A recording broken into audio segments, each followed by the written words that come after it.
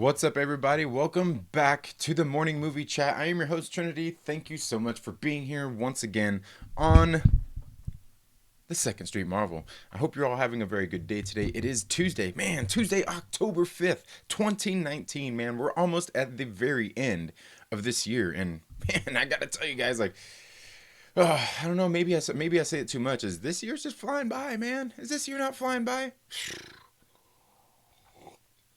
Yeah, a whole lot of things to talk about today. Well, I don't know. I guess sort of a lot. It seems like Martin Scorsese went out there and put an op-ed piece out on the New York. Was it the New York Times, New York Post, the New York Times? Yeah, man. It seems like it seems like he's in this position. It seems like he's in this position where either that he put himself into, that he's having to now explain exactly what his comments meant when he said, a while back that, he don't think that movies, these Marvel Cinematic Universe movies are cinema. And like I said, I think a lot of us, many of us probably understand what he's saying and what he was saying at the time, but many people, of course, naturally act emotionally and they react how they react. That's just human nature. It's just part of what happens to people when somebody comes after something that they hold near and dear to their hearts. I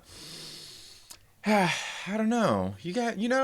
I mean, we've all probably been that way at some times. I mean, I know I certainly have. When somebody says something, and you have to come to the defense of that thing, and I don't know. This to me is just I don't know. It's absolute silliness. Once again, this whole situation kind of really only further proves like the derangement that some people have. You know what I mean? Like, people aren't allowed to have their own opinions. People aren't allowed to have their own thoughts. And if somebody shares their opinions or thoughts, you got to be upset about it. You can't just accept it and just say, hey, you know what? Like, this person has their own thoughts and opinions, and hey, whether I like it or not, whether I want to respect that or not, I can just leave it alone. But that just seems to be the way that the world is, right? Isn't that how things are nowadays? Like, we just can't leave it alone. We have to say something, and by all means, that's fine. That's kind of what the world is. I mean, that's what we're all here for, is kind of to, make this world what we want it to be, make it a better place, and do things how we want to do them. Now, the thing is, it comes to a point where, how does it affect others? You know what I mean? And how do others take it? That's the other thing is, the other side of this coin, and why Martin Scorsese now finds himself in a place where he's having to explain away some of the things that he has said in the media. And honestly, it's because of the way that the media works nowadays. That's ultimately what it is just kind of the way that these things work. So yeah, I don't know. Let me know what you guys think about that. Did you guys check out that article from the New York Times? I don't have a link or anything. Otherwise I'd post it in the description. But yeah, I know it's on the NewYorkTimes.com. This was, God, when was this released? Yeah, this was done yesterday. And it's written by Martin Scorsese. So he's sitting there pretty much, and I didn't get all of it read, but pretty much he's explaining why he feels the way he does and exactly what he's talking about. And again, it ultimately comes down to kind of, how you can tell it's a lot how he feels, like he's on the battlefront, like his back is against the wall to come out and sort of not only defend his words, but defend cinema, right? Cinema. So again, it's just some interesting kinds of things happening, and that's and there's just so much of that going on in the world. Like, we've seen recently, Anthony Daniels, guy who plays C-3PO, is that his name? Anthony Daniels went out there and made some comments talking about this new Star Wars franchise, and then naturally, a bunch of people attack him for it. And now these are the same people who like Star Wars or claim to like Star Wars, fans of Star Wars, and now they're sitting there saying all kinds of bad things about him and all this kinds of lashing out and everything. But where does all of this start at? Where does all of this start at? It seems like anybody who's saying these kinds of things to a person like Anthony Daniels, I mean, are these fans? Are these fans people who say they'd rather see this C-3PO die and see this man die and all these kinds of things, saying all these bad things about this actor in a film? This is the problem with a lot of the fandoms these days, and we know that it's there's a lot of toxic fandom out there. There's a lot of toxic fandom out there, and whether anybody wants to realize it or not, nobody ever wants to believe that they're toxic. Okay. Everybody wants to say, "Oh, I'm just expressing my opinions. This is just how I feel." Okay, there's a way to express your opinions and a way to express how you feel without being negative or without being an asshole, right? Am I wrong there? I could be. And that's, part of, I guess that's part of the reason why, we now have hashtag the gray order. Yeah, that's right. In case you guys haven't heard about that, you guys need to go over to the Den of Nerds and check out their videos from Sunday, from yesterday. I think they even did one on Saturday as well. A lot of them talking about the Gray Order, and basically what the Gray Order is it's a fan movement. It's a fan movement of people who are actually fans. Yeah, actually fans of these films and and franchises, and just fans altogether who want to come together and talk about these nerdy things and express their opinions and be critical about it while not being negative turds about it. Now, I know there's obviously a group out there of fans that really have a lot of people have negative outlooks on them, and that fan group is well, groups like the shippers, the Raylo shippers, as well as the fandom menace. And again, all of these things just kind of they these you got to think about, these things are like they're factions of people who have their thoughts and opinions, and naturally, just like any faction of people, any group of people, there is going to be opposition, and that's kind of where we start getting into dangerous territory. Next thing you know, you got people at each other's throats, people getting emotional about this stuff, and just kind of like I said on yesterday's show, is this is a movie. This is a movie. This is a movie that you're screaming, yelling, and fighting at each other about. And I get being a fan and being passionate about something. I totally get that. Believe me, I of all people get that. But I'm not going to treat somebody like they're a jerk because they don't agree with me. That's the beauty of the subjectivity of films, of music, of just art altogether. That's what it is. And it's dangerous waters when we try to express how we feel about something, and then feel like everybody has to feel like we do. Not everybody has to feel like you do. Not everybody has to agree with you. And as a matter of fact, chances are there's probably not a whole lot of people that do. And that's where things kind of start to get out of hand. People start to take it personally. People take this stuff personally. Folks, these are movies. These are fans. These are just that's all that it is. And the more that I see of it, the more it just makes me laugh and be like, who raised these people? Who raised these people? I mean, does being a jerk to somebody about something that you like and they don't like, I mean, does that make you feel better? Does that make your parents proud? You know what I mean? I mean, does it? I mean, it speaks volumes about a lot of people and the way that they act about these things. You know what I mean? And believe me, I'm not innocent. I'm not innocent because I've really kind of gone after all of these things altogether, because the discourse is so crazy that nobody wants to be a voice of reason. Everybody wants to just be a right fighter for their side, and that inherently is a problem. It's not about and that's the thing, is everybody is out there fighting. They're being they just want to be right. And that's nothing, there's nothing wrong with it. Everybody wants to be right, don't they? Everybody wants to be right. Nobody wants to be proven wrong, and nobody certainly wants to admit that they're wrong. And that's the whole problem with a lot of these fandoms, and that's why they get toxic, and why people start to take this stuff and blow it out of proportion and everything. I mean, it gets to be absolutely ridiculous, folks. These are movies. These are things you're supposed to enjoy. And just because you don't find the enjoyment in one thing doesn't mean you have to crap on it for everybody else. And it doesn't mean you have to like it. And it doesn't mean that you can't, express your opinions and your feelings on why you don't like it. But when you go out there and you treat others like jerks because of their opinions or anything like that, that's when it becomes a problem. That's when there's other people out there who are just getting into these things. And I've talked about this so many times, that people out there look at it and go like, what is going on with these people? Why is this going on? It's a movie, for Christ's sakes. I don't know, but that's just how we're going right off the top. Again, thank you all so much for being here. It looks like we have several people here in the live chats this morning. It looks like we've got Curtis YZ, Dylan's comic book rants, Russell Wells Benjamin. Thank you so much for being here. We got Wookiee Supremacy. Yes, I love that Wookiee Supremacy.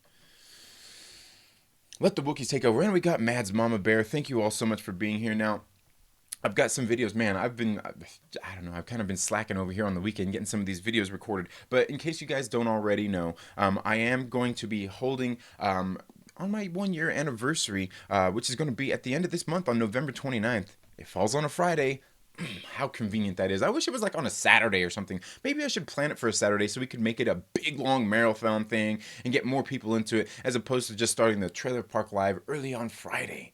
And believe me when I say I'm going to see if I can reach out to some other content creators and get them to come here on the channel so we can just have fun and have conversations. And in case you guys don't know, like when it comes to this whole thing that we've got going on here, my channel I'm talking about, it's just kind of been a monster. It's taken on a life of its own. It's not really anything I can control at this point. You know what I mean? Because, like, and that's a good thing. That's a good thing. Like, I get to control it, but, like, ultimately my viewers, and especially my Patreon supporters, are the people who are going to have the more say-so of the direction that we go in. Now, obviously, I mean, I'm going to be controlling the content and stuff, but they are the people who help me grow. They are the people whose feedback matters the most. That's you viewers, and most of all the Patreon supporters. And like I said, if you guys would like to, of course it's nothing that's absolutely necessary. I'm going to be here making content on this channel anyway, but you can become a Patreon supporter here of the channel for as little as $1 a month.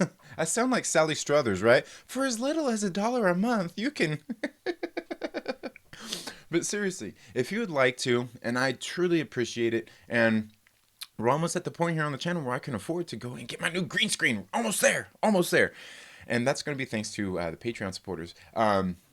You can go follow the link down there in the description and become a Patreon supporter for $1 a month.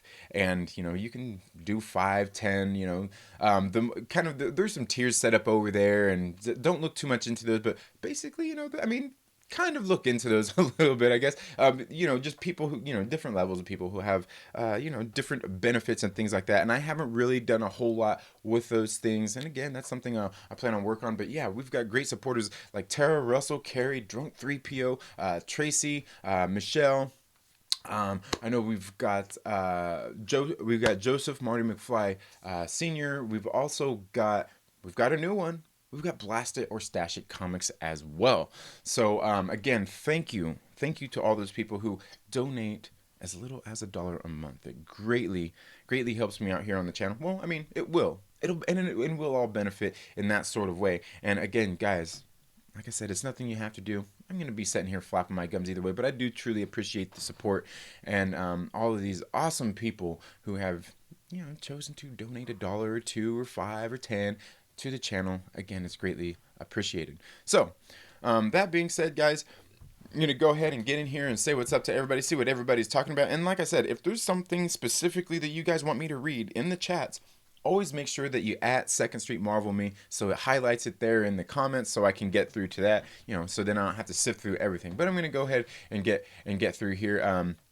Curtis YZ says, "Whoa, shaved clean." Yes, yeah, I got it all shaved clean. Finally got my shipment in of no, I can't say that because I'm not advertising for them. Dang it! But from that really cheap place that sends your razors through the mail. I'm just kidding. I've had some. I just finally stopped being lazy and got all shaved up. And plus, I shot a video this past weekend that I wanted to have some facial hair for. Like for Myrtle, facial hair just seems to work. But that video probably won't be released because I ended up reshooting it just with myself. I just wasn't satisfied with it. I just didn't feel like I was in the character well enough. Okay, Dylan's comic says, "No, you shaved. I was digging the beard." Yeah, it's all good, man. I have no problems growing it here. It's just like right here because it's all migrating from here down my neck. Slowly but surely, my back and probably the rest of my body will look like Robin Williams. Rest in peace. Dylan's comic book says, I gotta shave myself. I gotta shave myself. I got a half a mustache growing in real thick. That's funny. Morning, Mr. Clean. Or does he do the thumbs up thing? I don't know. Dylan's comic book rant says it's no shave November. What the hell, guys? Yeah, I don't do that stuff. I don't do the fake masculinity month and all that. Plus, I'm not one of these guys who's butt ugly and has to put a beard all over my beautiful face. Like, I'm beautiful without a beard. Look at that damn face, right? I'm just kidding, guys. No, really. But for the most part, like, I don't know, like, I would grow more of it more, but I don't know. It just I don't know. I just like being clean shaven some of the times, and sometimes I just don't feel like being clean shaven. I don't know. I go through phases, and sometimes there was a time when it always seemed like I would shave. When I was growing everything out, that I would shave or cut all my hair and everything at, I don't know, it always seemed to be at really weird times. Like times when I was kind of turning the page or closing one book and opening another, if you will. Just kind of, I don't know. It's really weird how some of that kind of stuff works. And I don't know. I don't know. I just don't understand that. Nothing I can just something weird. I trimmed yesterday. The struggle. Yeah, and you know what? Fortunately for me, I can grow hair in pretty good all over my face. Where you see some people out there. Like I've got a friend. Like he goes to grow facial hair. Like he's got this little goatee, and I'm sure he trims it up every now and again. But dude, like he's been growing this thing for like his whole life. You know what I'm saying? And it's like this long. He just don't grow it very fast. It's kind of funny, but not me, man. It grows like wildfire. Like I'll have that 5 o'clock shadow by 5 o'clock. Like it'll all be grown in again. Um, let's see. Let's see. Curtis YZ says, "If the thought contradicts mine, I attack it." I love hearing other perspectives on shit I love. Yeah, and that's the thing is that seems to be where a lot of people are at, and unfortunately, and it's not everybody, but there are. Obviously, there's a lot of people who they follow that whole thing. Yeah, like we were talking about yesterday. If you're not with us, you're against us, and that's kind of the mentality. And it's like that's not how it is. That's not how the world is. It's all called compromise. Like we can all get along. It doesn't mean we all have to like it. It doesn't mean we all have to like each other. Discourse is the way of the world, but let's be civil about it.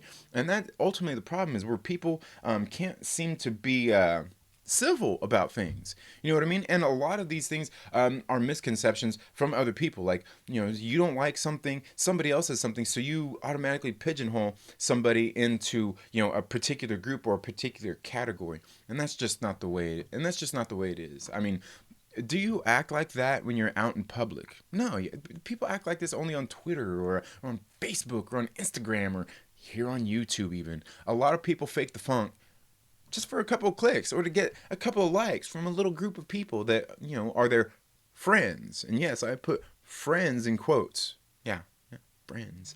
Y'all know what I mean.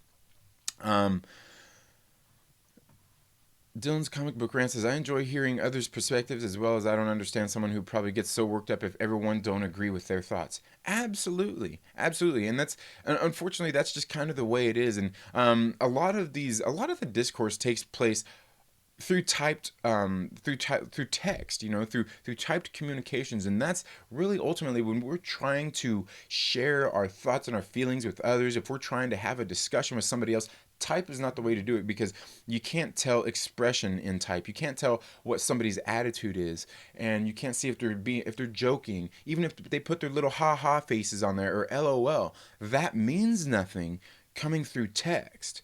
And that's kind of why I started this channel, was so I could express myself through more than just text. You can see my face. You can see when I'm being serious. You can see when I'm joking. You can see all of those kinds of things, and you can also probably tell when I'm being sarcastic.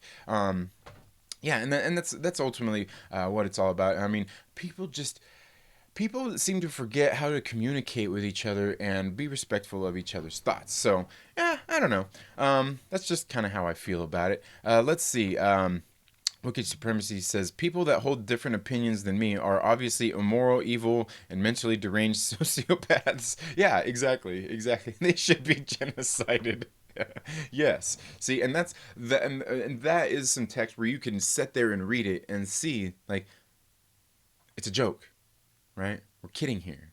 It's not serious, you know what I mean? But that's me, and that's because, I guess I could say I've come to know Wookiee a little bit, you know what I mean? And that's how I know. Now, one of these days, maybe he'll say something as a joke that maybe I'll think he's being serious. I'm like, whoa, whoa, you know what I mean? Or maybe he'll say something serious that I think that he's joking about. And that's sometimes the downfall of typed communication like that. Mads Mama Bear says, "Hey, Trinity, you okay? What do you mean, am I okay? I think I'm okay for the most part. I mean, it really depends on what you're talking about to whether I'm okay or not. Because that kind of reminds me of something that always happens. I hear these people out there. When the subject of spanking children comes up, right? Quite the issue. And everybody's like, "I was spanked when I was a kid, and I'm okay." And ultimately, what I have to say to that is, no, you're not. You're not okay. You're not okay. You're not okay for one, but yeah. Um, let's see. Wookiee Supreme says, "How much can a 5x5 piece, green piece of felt cost?" Well, I think the one that I'm looking for is a specific size, and I've looked into others, but the one I'm looking for is a specific size, and I think that the one I'm looking at is about $25, 25, $30. And like I said, I now have my Patreon supporters have got me there to the point where I can order this new green screen. And again, it's not very much money, but guys, I run my own business. I've got 3 kids. I'm a nerd about other stuff too. So I don't have all the money to put into the channel that I'd like to. And again, that's why I thank these awesome people who donate money to the channel for their content. And again, like I said, you may not directly always donate money, but a lot of your favorite content creators, if they are monetized, are getting paid from your views anyway, because they can place ads in their videos at the beginning, in the middle, in the end, and different things like that, and that's how they get paid. So you're essentially still giving them money with your views. I'm not monetized, okay? I'm not at that point. So that's kind of why I started that. And I also started my Patreon for people to donate money so that by the time I get to it, and here's the thing is, you get people out there who get monetized and they automatically start putting ads in their videos, and they've got 1,000 subscribers now, and they just don't have the kind of traffic to justify that. You know what I mean? So when I get to 1,000 subscribers, I can guarantee you what I got now. I think I think I've got 9 Patreon supporters, and I think the total money that I'm getting each month is, I want to say it's about $27. You can go check the Patreon out. You can go check the Patreon channel out. The link is down in the description, and it tells you all of that stuff. It tells you who the supporters are and how much money is being taken in, and but for me, that's like, like a lot of, like, I truly feel a lot of the content creators out there should be getting paid for their efforts. I mean, not all of them, certainly not all of them, because some people don't put forth much effort, creativity, or anything like that. But that doesn't mean they're not deserving for some of the time that they put in, and they're getting paid. But my whole thing is, once I reach 1,000 subscribers, I'm still not getting the kind of traffic and the kind of views that's going to justify me putting in the ads, making you have to set through ads just to come watch me flap my gums or watch one of my silly videos and stuff like that. So those I won't be putting those ads in the videos for a while, because I just don't have that kind of traffic to get on your nerves with ads. I don't know. It's just me. And again, like I said, these people who are donating to the channel are absolutely awesome, and I do thank them for that. But at the same time, I understand where you're coming from with that. At the same time, Wookie, I totally understand what you're saying. Curtis YZ says, "Do you have a Streamlabs to donate to?" Yes, I do. That same link is right there, right next to the Patreon one, where you can check that out.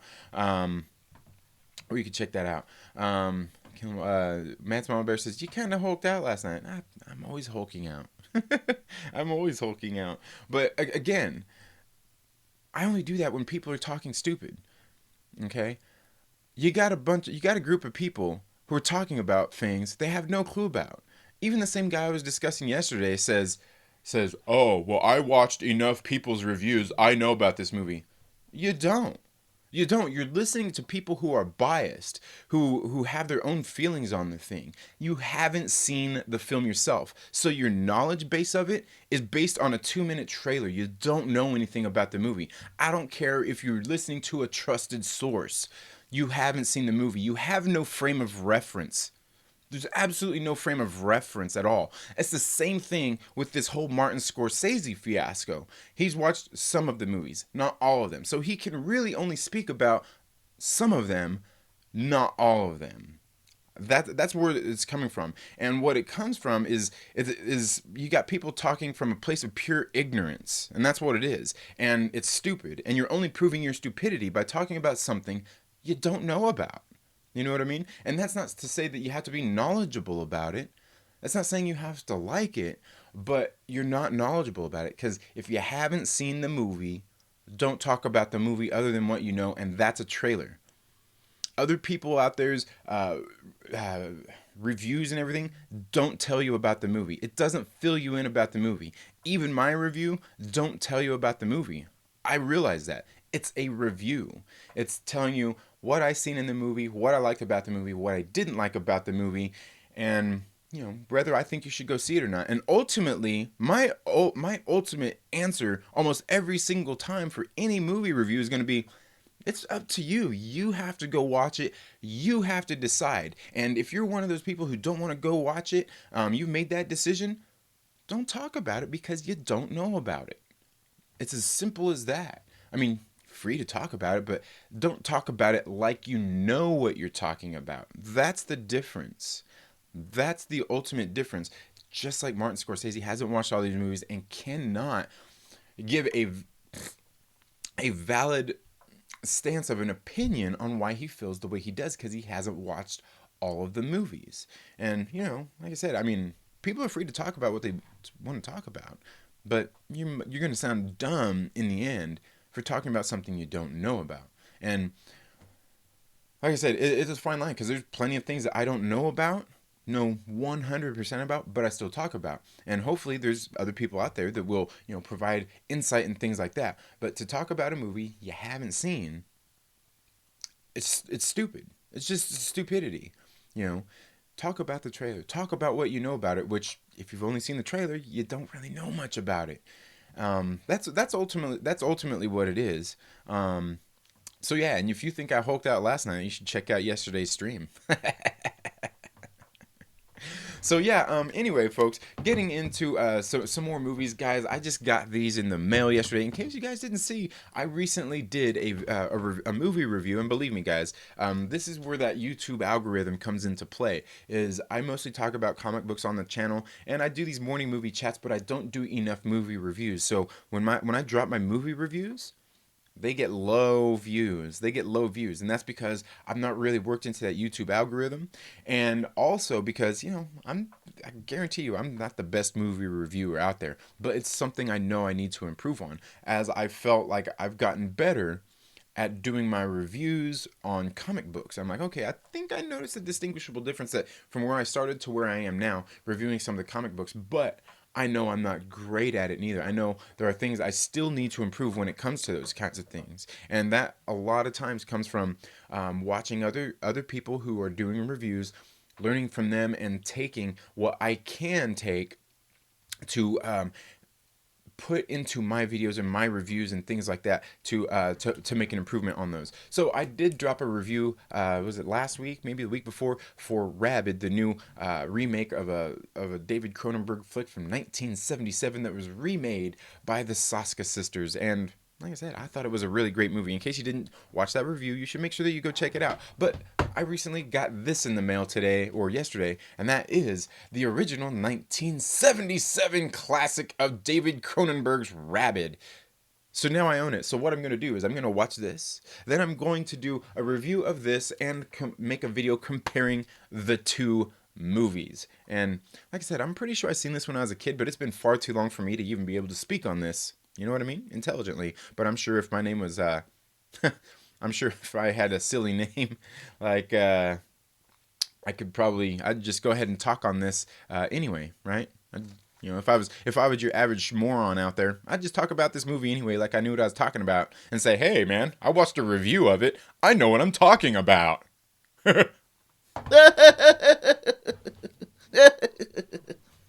Okay, so yeah, I got David Cronenberg's Rabid, guys. I can't wait to watch this and bring a review of this. But I've also got in this other new one, and that is Dead Hooker in a Trunk, the first film from the Saska sisters. This is a movie I have never seen, heard plenty of great things about, and I don't know, I guess this is their first movie, and we're going to see exactly how great this movie is and from what I've heard about this movie, it's pretty good. Though it is shot on a low budget, I do know that this is the Soska sisters' first film, and they actually their parents actually put their house up, basically gambling with their house to get money to get this movie made. And you know what? I completely back something like that altogether. You know what I mean? Like, it shows that somebody actually believed in them, and of course it's their parents. And you know, us as parents, you know, we always want to believe in our kids and support them. But believe me, you wouldn't put your house up and gamble with your future and your place to live if you didn't truly believe in them. I mean, you'd probably, you know, if you didn't, as a parent, you'd still be like, oh, like, I love you, but I'm not putting my house and my livelihood up for you to make your movie. But their parents did, because their parents believed in them and thought that what they were doing was a good thing, and they thought they had something good on their hands. Otherwise, you wouldn't do it. You don't invest in something that you don't think you're going to make your money back on. Now, of course, every investment is a gamble, of course, naturally. But you still take calculated risks.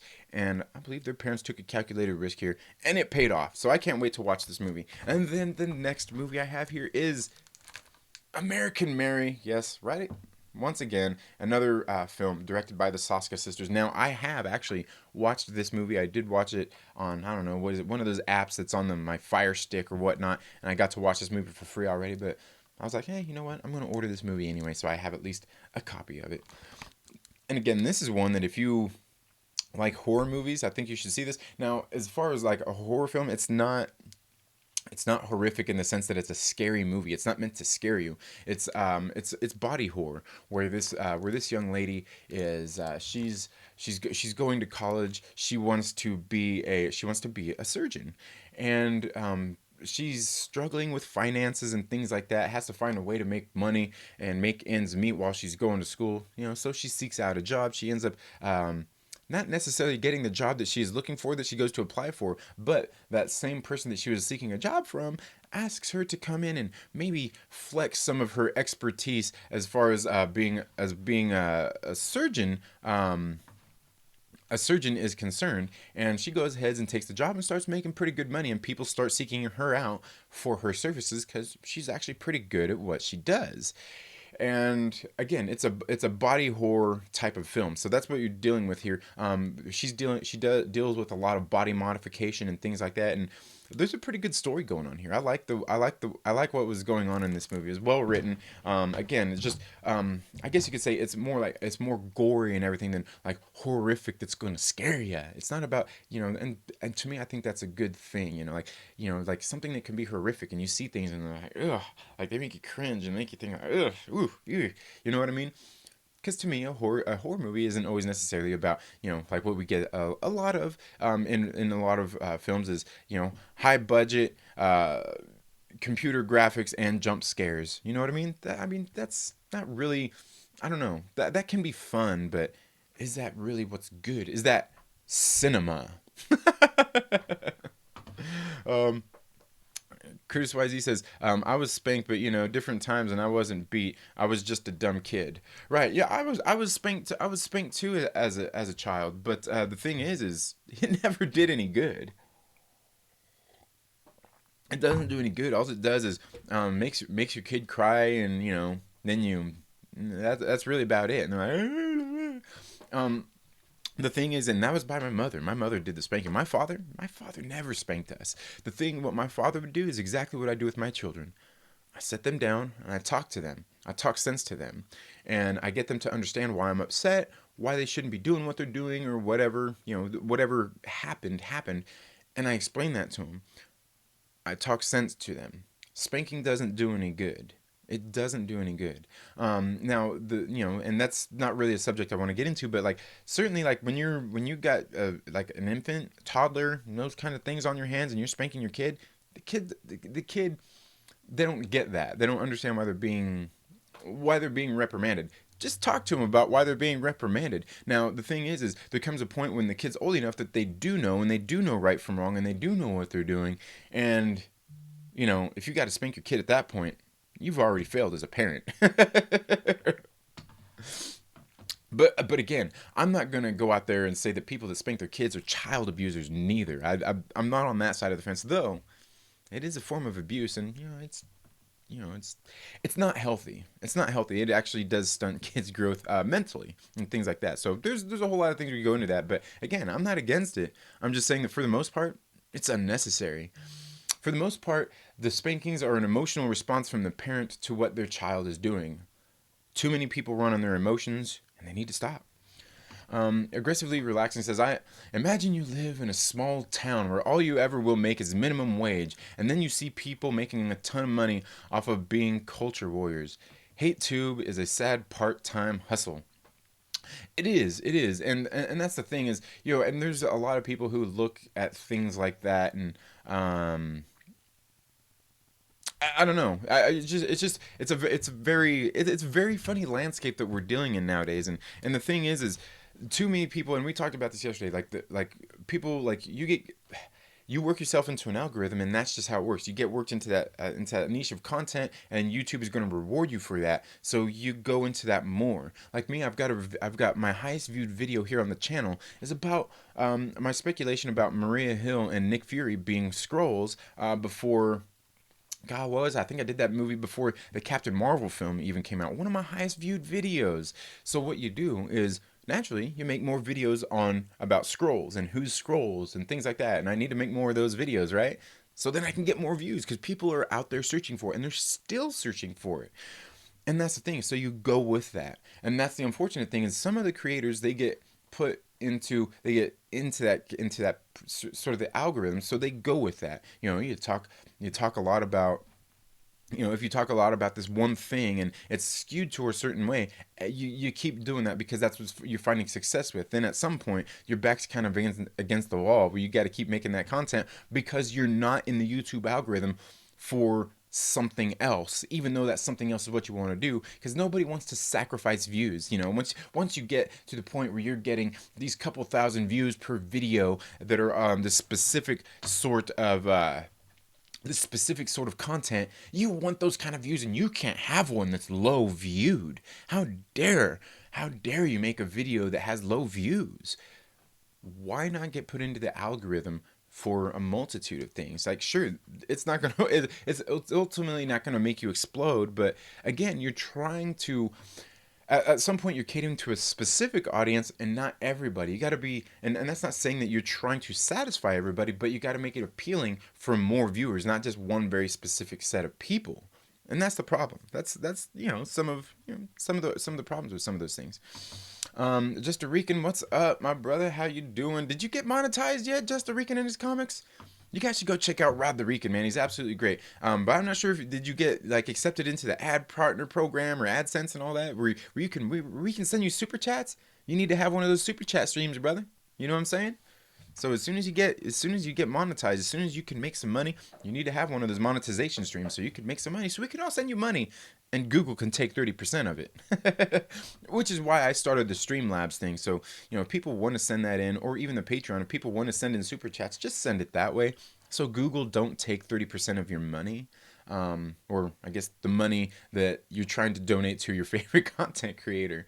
But again, at the same time, it is convenient here on YouTube because it highlights the comments and all those kinds of. It's not a bad thing. It's not a bad thing, but why not send the money directly to your favorite content creators in that sort of way? Aggressively Relaxing says, I can't do ads when my content is fake ads. Yes. And believe me, Aggressively, your videos are just great. Kobe Reviews Movies, what's up, my brother? How you doing? Dude, I still got to go watch your review that you did for Terminator Dark Fate. Because I think you probably feel somewhat the way that I do, just judging by the headline that you had for your video, where it's not a great movie, but it's okay. It's okay. Like I said, I can't bash the movie. I mean, it's a decent movie. It's just not great. And again, like I was saying yesterday, you can't, like a movie like Terminator and Terminator 2. You can't top those kind of movies. James Cameron can't top those. If he came in and wrote the scripts and directed the movie and all that stuff, he can't live.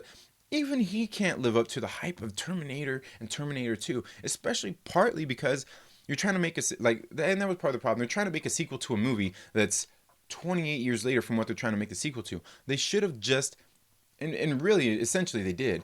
is just included those and not try to come out here with their marketing campaign of we're going to scrub away these movies and this is the sequel to Terminator 2. You can't do that. They should just went along with it, which essentially they did, because essentially everything that happened in those other sequels still happened. It still happened. They're just not mentioning them in the movie. That's really all it is. Um, Man's Mama Bear says, "Nah, when you Hulk out, I get out of New York." Oh, that's funny.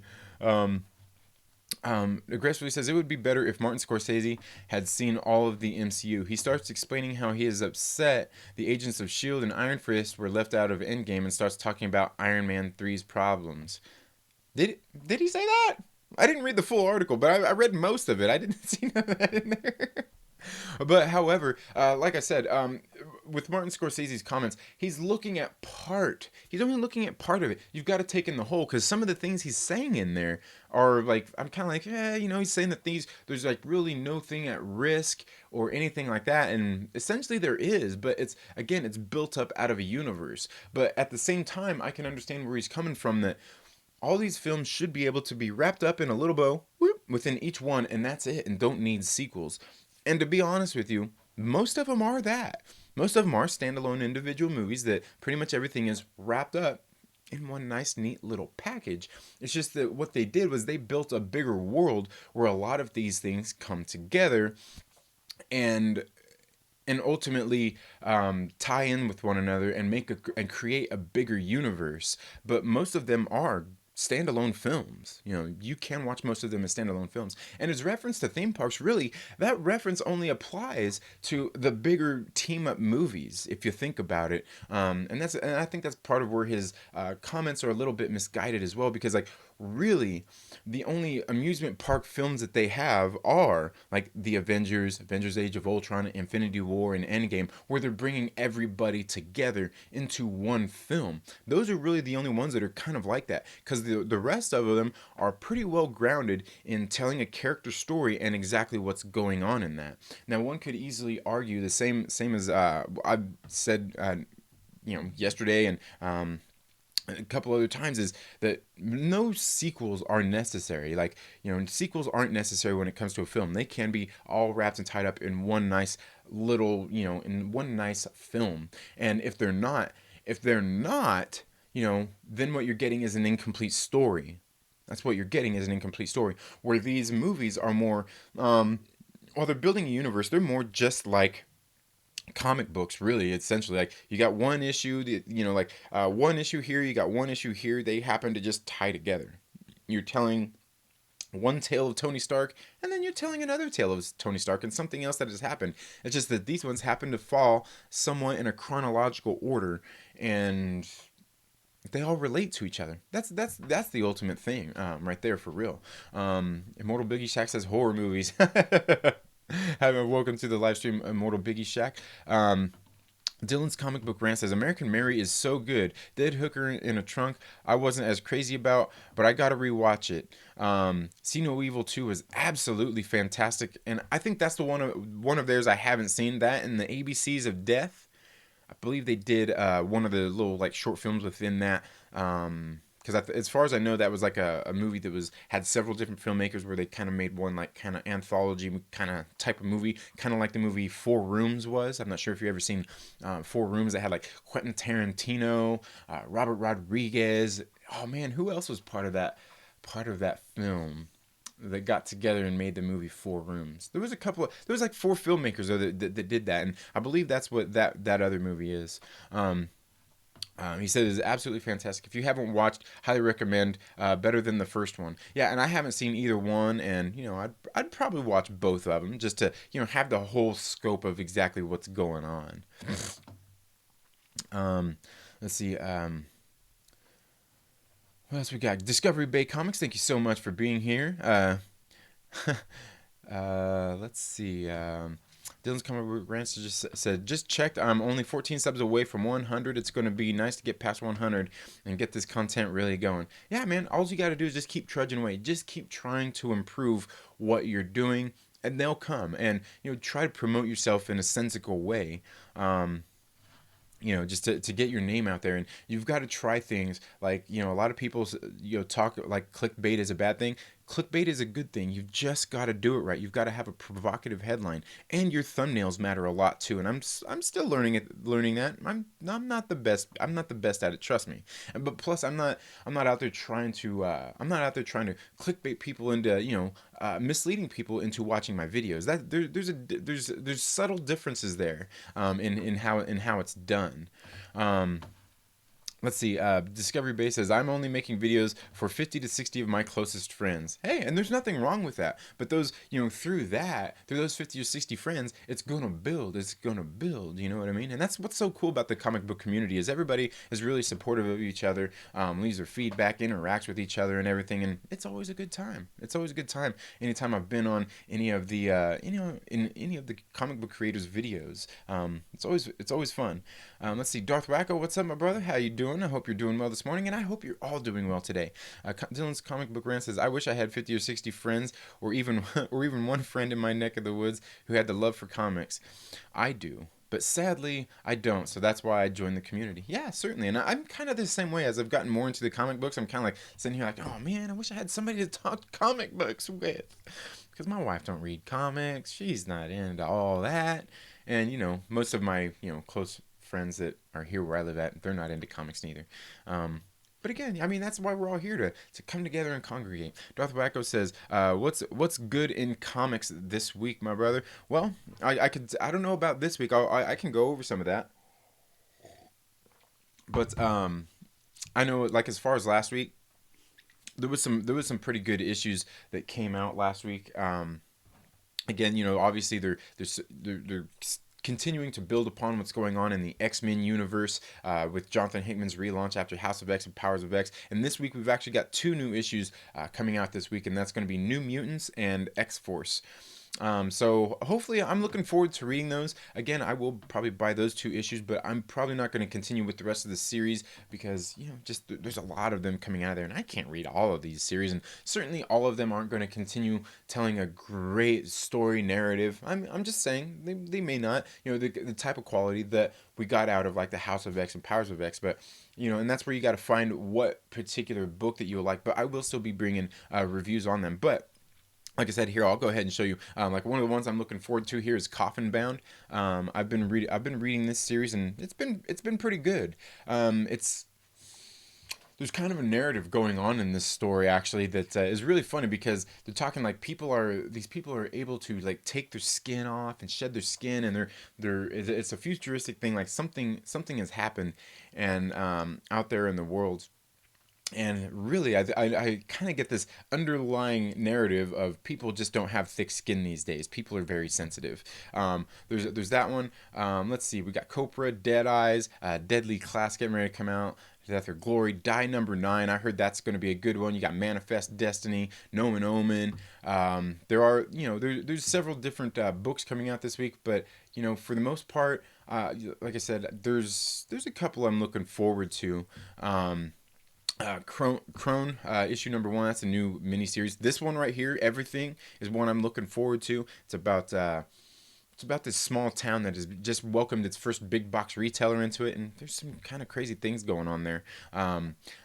Let's see. There's also that one right there is, I believe that's Grendel, issue number 2. No One Left to Fight. Ruby Falls, which is actually, I thought was a pretty decent first issue. I'll probably be picking this one up to do a review on that as well. Ruby Falls. You got Addams Family. You got some IDW comic books here going on. If you're into Dungeons and Dragons, there's that one right there. You got some Gears of War, Lock and Key, and this is a one-shot issue right there. Then you got some of these other ones done by IDW that are licensed out by Marvel.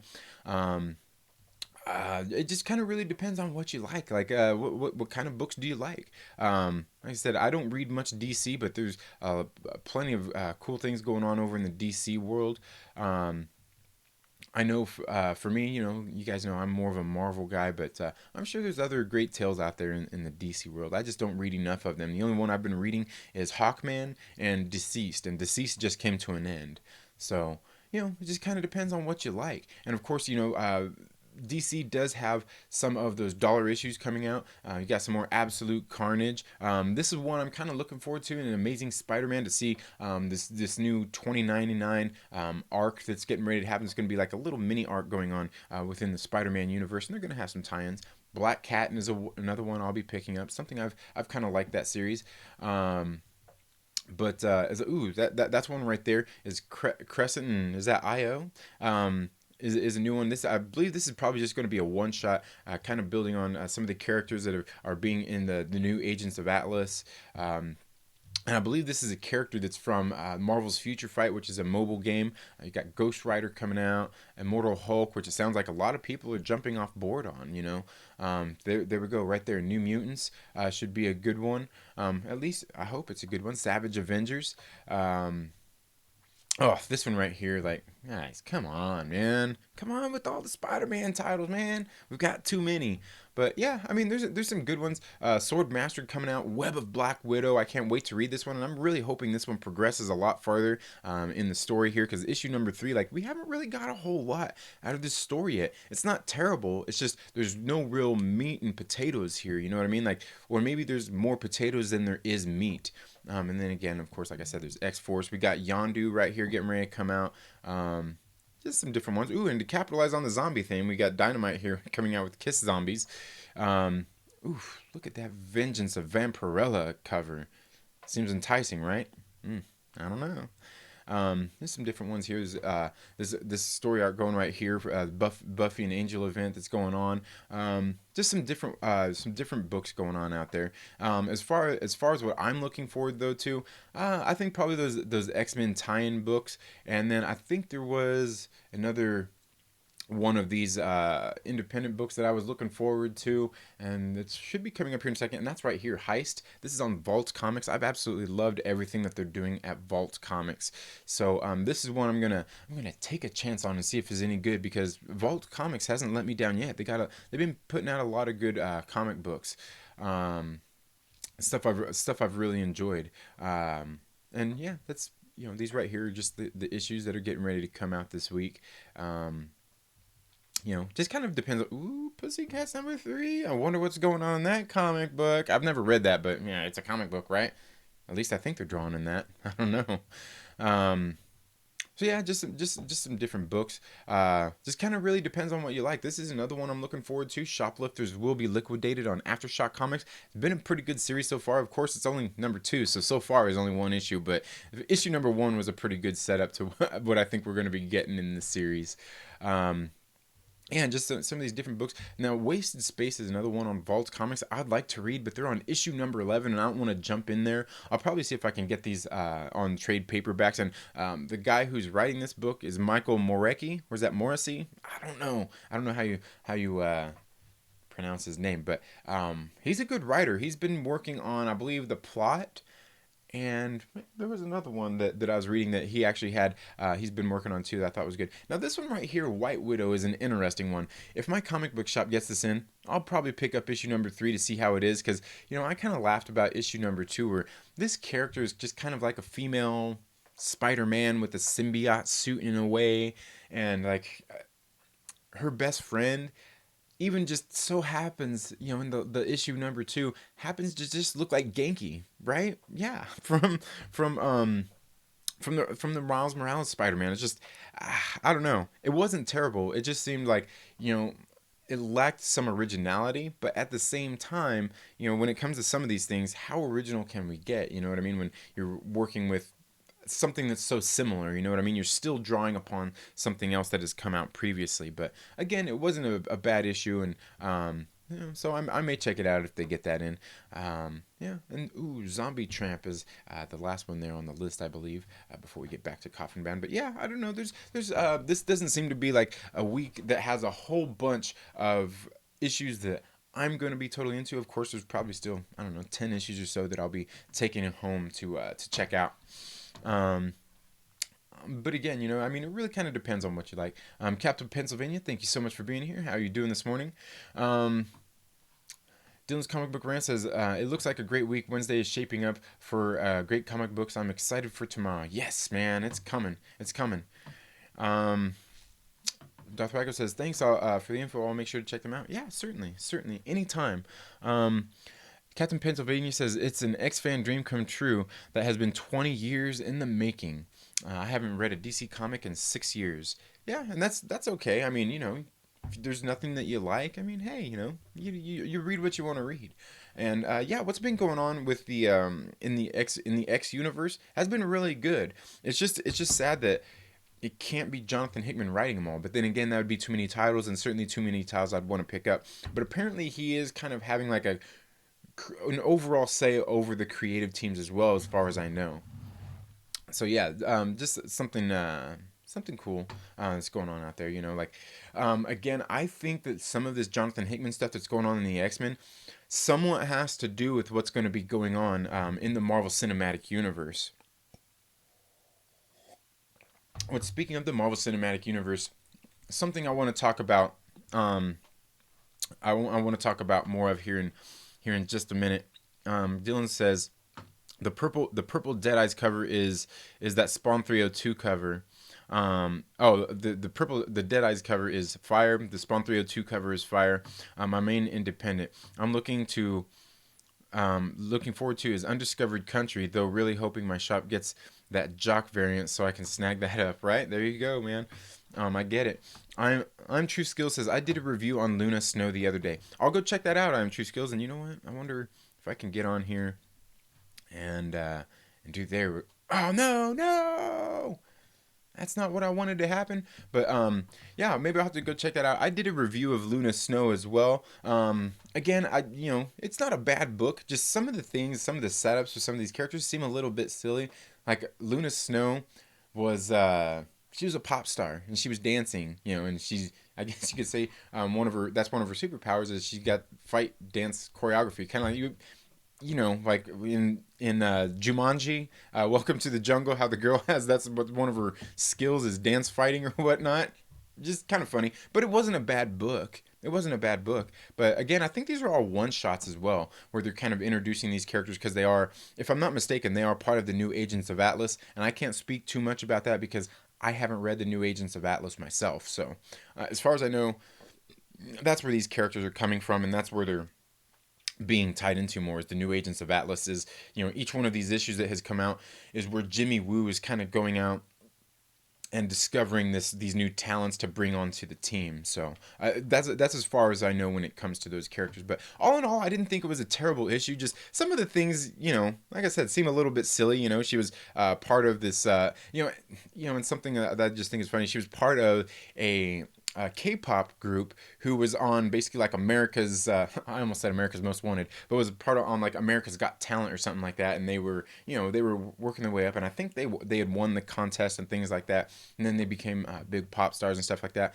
which is just a silly thing. Like I look a lot of these things these days like people need to be able to make it on their own when they're making their music and stuff. Like it's not about America's Got Talent. That's not how any of the greats have been discovered. You know what I mean?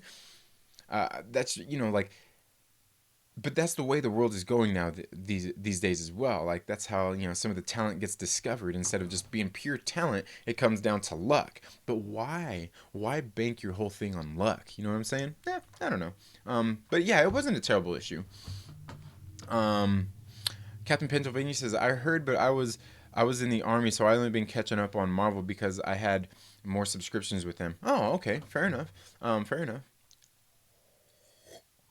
Curtis YZ says, I finally got around to a comic shop and new Blade Runner sold out. Man, that's a good thing. Bad for you, but that's a good thing because I thought that series has been really, really good. I didn't do a review of issue 4, but I need to.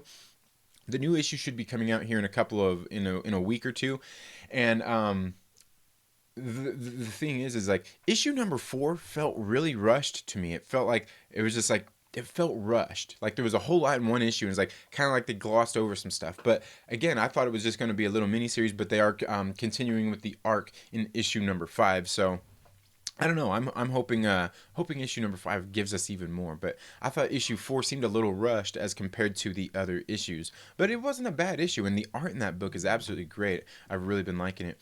Captain Pennsylvania says, does anybody know about the character Swordmaster? Does he have a solo?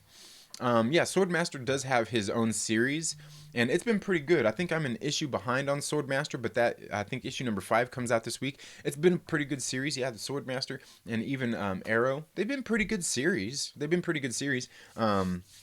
With the introductions to these characters, I've enjoyed them. It's nice to see that Marvel is actually trying, putting out some new characters and some new titles. I think it's something that they need now. I've heard some people out there naysaying like, "Oh yeah, Marvel needs to do something just to capitalize on something because they trashed their old characters and they need new characters and blah blah blah." Probably from a bunch of people who don't read comic books. So, and I was talking about that the other day too. If somebody doesn't read the comic books, why share your opinions on them? You know what I mean?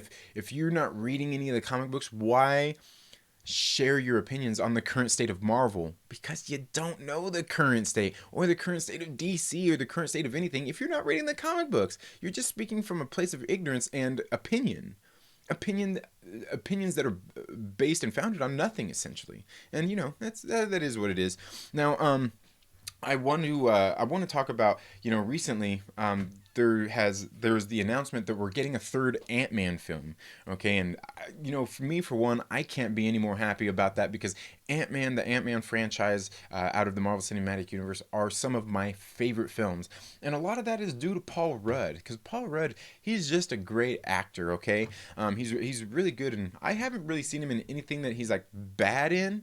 Yeah, of course, sometimes, you can't have good actors in bad movies. That's just what happens, and that's not really their fault. I've seen actors be good in bad movies, just the movie itself is bad. You know what I'm saying? But this movie apparently, as far as I know, from what I learned about this Ant-Man film, is and this is coming from Josh over at the Den of Nerds, on the video they were talking about, like, apparently this movie is going into production and it's being going to be going under, like, the term that they're shooting under is going to be called limbo, right? And that actually is going to start making me lose sleep, that it's going to be called the production schedule or whatever, that they're calling it limbo. Because do you know what limbo has to deal with? I did a video back in March,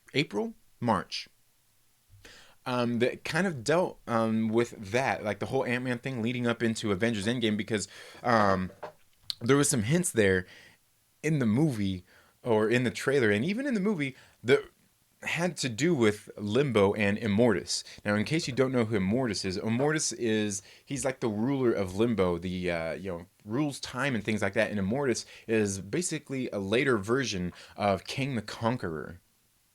Right? I know, I'm telling you guys, I'm already starting to lose sleep overthinking about this. But before Avengers Endgame came out, it was all speculation. And I was drawing a lot of speculation off of my own theories, not the stuff, that clickbaity stuff that you see out there on Reddit and stuff that you see those other clickbait channels out there talking about. I like to form my own theories here.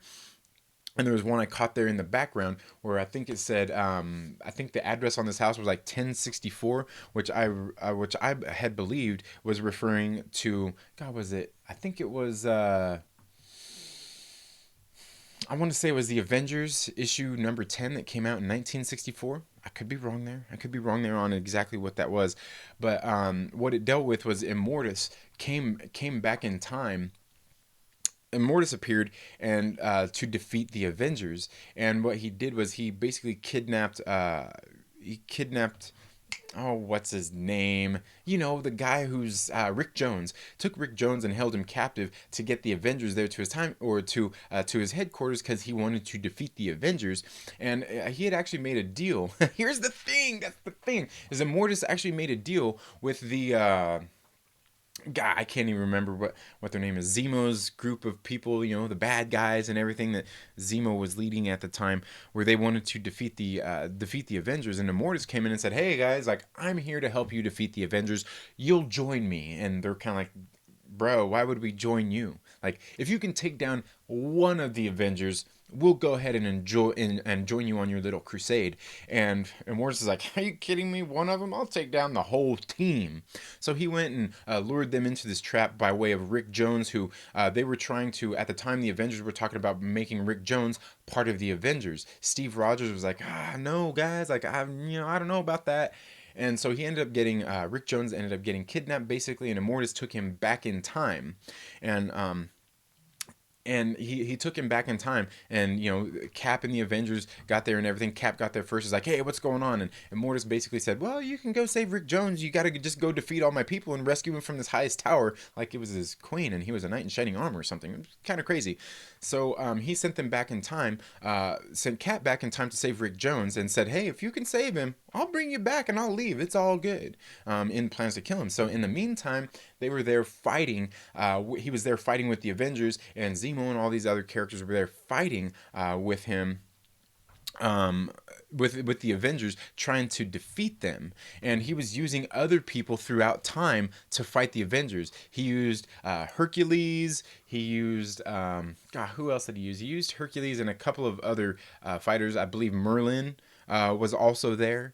And gosh, there was somebody else that he used to help fight the Avengers here. And eventually, the Avengers were fighting them, and all of a sudden, like Cap won back in time, and he, ended up getting transported to their current time, and he went there and barely got there in the nick of time to help the Avengers defeat these forces. And at the same time, he was upset, and this was before he got sent back in time. He was upset with the Avengers because he was saying that it was Immortus had told him that the Avengers are pretty much who set Rick Jones up to be captured, and it was a whole little thing. Like Cap was pretty much fighting against the Avengers at this point, and they get back and they end up winning and all kinds of other stuff. But what we seen in this part was when they were fighting, when the Masters of Evil were getting ready to lose. They basically used God. What was it? What's her name? Man, why am I forgetting her name all of a sudden? Um, but she sent them back in time and reset them back to a time right before Immortus happened again. And at the end of the book, it makes it seem like all of this stuff had happened before, like they were in a time loop and they were trying to change things. Just like they were in a time loop and trying to change things. All these things were insinuated in the books. You got to go back and watch my video, guys. I'll see if I can find that particular video to share with you guys. But yeah, it was just some interesting things that were going on in the book where they were just kind of doing, caught in a time loop. Just like I'm telling you, they insinuated. I'm telling you guys, like this thing drives me nuts. But we're getting a third Ant-Man film, and I can't wait. Like I said, because Paul Rudd is one of my favorite actors in this whole franchise, and Ant-Man they've been really great movies. I just like what they are because they're lighthearted, they're funny, and they've got Michael Douglas in them. And to me, I've talked about this before, where the Ant-Man movies to me, and this is the thing where the Marvel Cinematic Universe has kind of found some of their success, and this is something like I heard even Robert Meyer Burnett, who's on the John Campea show all the time, one of the co-hosts there. He was talking about like the Marvel Cinematic Universe has largely had success in not just doing comic book films, but emulating these genre films at the same time. And if you look at it, the Ant-Man ones have been more kind of like action adventure kind of things, you know what I mean? And to me, they've got Michael Douglas in them, and they are very reminiscent of a movie like Romancing the Stone. And if you guys haven't seen Romancing the Stone, man, you're missing out on one hell of a great movie. Michael Douglas at just some of his best, man.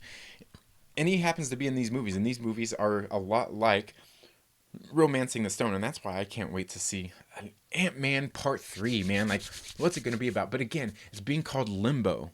Oh, man. And this is going to, I know I'm going to start losing sleep over this stuff again. Getting ready to come up with theories. This is how my channel started out, was me creating my own theories and talking about those theories about what I think is going to happen in the Marvel Cinematic Universe. And I know it's going to start ramping up again as we get more of the details from these movies coming out. Black Widow getting ready to come out. Then we're going to have Falcon and Winter Soldier getting ready to hit Disney Plus next year, soon after Black Widow comes out. Then we're just going to have these whole slew of movies and everything moving forward. Movies going into production, and I'm telling you guys, man, I'm already starting to lose sleep over it. Drives me nuts. Um, Captain Pennsylvania says K-pop at that. Yeah, really? Thanks. I love Shang-Chi. Yeah, and Shang-Chi has actually made some appearances in the stories that are going on because so far the issues the issues that I read of Swordmaster, they have like secondary little mini stories in them, and Shang-Chi has been a part of those in the Swordmaster books. Um, Let's see. I am True Skill says, "Does X Force look good?" I don't know. I've only seen the cover, but I mean, I'm gonna probably buy the issue, and I'm gonna, regardless of whether I buy it or not, I'm going to be doing a review on it because my local comic book shop is friggin' awesome, and they will, if there's something that I'm not going to buy that I want to do a review on, they'll happily lend me a book to do reviews on. And that's where some of my videos have been coming from, where they're lending me books to do reviews on. I recently did a review of Roku, a new series that just came out being written by Colin Bunn on Valiant Comics. I just dropped that review last week. That was one of the books that my awesome comic book shop, Bases Cards and Comics, right here in Lancaster, California, was awesome enough to let me borrow so I could bring you guys that review. So, like I said, I'll let you guys know, and chances are that review will be hitting the interwebs tonight. So you can make sure you can check that out for my X-Force review. Captain Pennsylvania says, I saw Doctor Strange on the X-Force cover. Huh, interesting. That is very interesting. Aggressively Relaxing says, Marvel made 3 Luna Snow songs. I've been dropping them into my show for months. Really? Well, I knew they had the songs, but I didn't know that you've been putting them in your. I didn't know that you've been putting them in your videos. I mean, don't you get content strikes for that? I mean, I guess they're content claims, not content strikes. But regardless, I mean, if you're not making money on your channel, if you're not monetized, it doesn't really matter anyway, if you ask me. And some people make a big deal about that, like oh, I put this song in my thing, or I put this movie clip in my thing, and my video got demonetized. Like it's not that big a deal. I mean, just don't put it in your video. It's that simple. Um, Captain Pennsylvania says, doesn't magic rule limbo, or is that an other dimension? Well, I mean, I'll be honest with you. I don't know enough about magic to know that. Let alone know enough about Immortus. But if you go and check out this specific issue that I'm talking about, he does specifically say in there that Immortus says that he is the ruler of Limbo. And let me see if I can pull that up.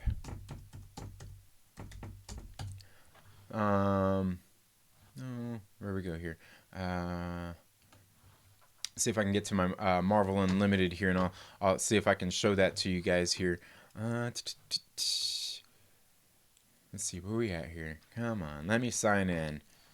But yeah, because I know it's one that I've. There we go. I've talked about it before. Like I said, I dropped a video on it, and I couldn't go back and find the video right now if I tried to. You know what I mean? Because I've been doing some content, and it's kind of old. It was a while back. Oh, come on. Nah.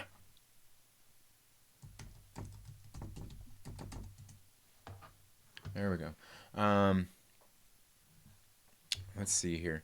Let me see if I can find this, because I know that I had. Oh, come on. What's going on here? What? No. No. Just go back to Marvel Unlimited. What's going on here? Oh, okay. Here we go. Let me see if I can find this. Where is. Let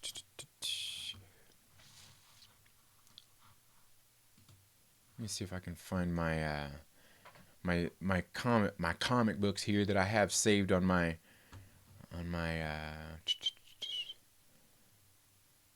come on, what's going on here, dude? Seriously? This is ridiculous. Wow.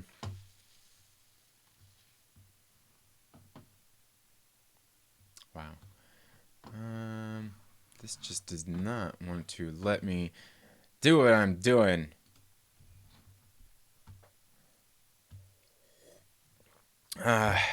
This is freaking ridiculous, dude. Seriously? Why won't it just show me the books that I have saved here, man? This is the frustrating thing when it comes to this stuff, man. Like, because I'm so used to so used to looking at this here on my phone that, you know, because I read most of these books on the iPad and my you know, and devices, I guess you could say. Okay, here we go. And the only thing bad about this is it always takes forever for this stuff to load up on the dang things. Oh man, yeah, just forget about it. But again, it's all in Avengers, Avengers issue number 10 from 1964. So definitely you should go check that out. But Immortus there in that issue says that he is the ruler of Limbo, and just kind of king of this domain pretty much. And see, it's not even giving me a thing on here on the website where to look, where to look up these comic books. Oh, this is friggin' stupid. This is friggin' stupid.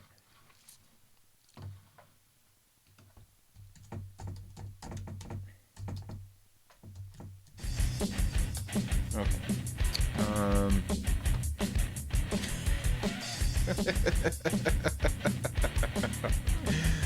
Really? Come on. Okay, so apparently I'm gonna have to just go into this whole thing, and let's see if this how's this thing even gonna work out here. Let's just go and see if we can find a book and just go to it and read.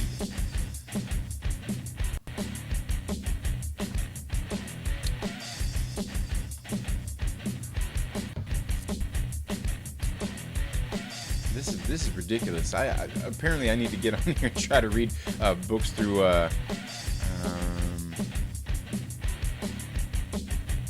Man, where's it? See, it doesn't even give me this. It doesn't even give me a thing here for library, for where my library is at. Marvel Unlimited. Oh, this is a friggin' mess. Where is my? Oh man, this is ridiculous. Okay. Featured series? I don't want featured series. Oh, man.